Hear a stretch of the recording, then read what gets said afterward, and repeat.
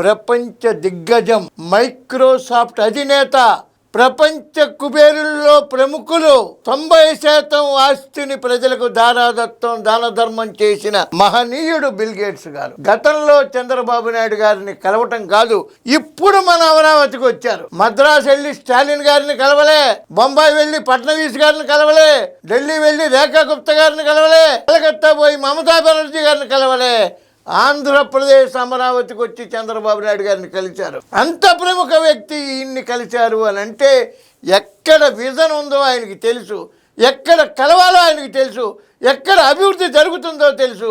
అంత ప్రపంచ దిగ్గజం వచ్చి మన చంద్రబాబు నాయుడు గారిని కలవటం తెలుగు ప్రజలు చేసుకున్న అదృష్టంగా నేను భావిస్తున్నాను. ఆంధ్రప్రదేశ్ అభివృద్ధి చెందుతుంది, అభివృద్ధి పదంలో పయనిస్తుంది, ఒక గమ్యాన్ని చేరుతుంది అనటానికి ఇదే నిదర్శనం. జై చంద్రన్న, జై చంద్రన్న, జై చంద్రన్న అని ప్రతి తెలుగువాడు గర్వంగా చెప్పుకుని కాలర్ ఎగరేసుకుని మా ముఖ్యమంత్రి చంద్రబాబు నాయుడు గారు అని చెప్పుకునే రోజులు ఇవి.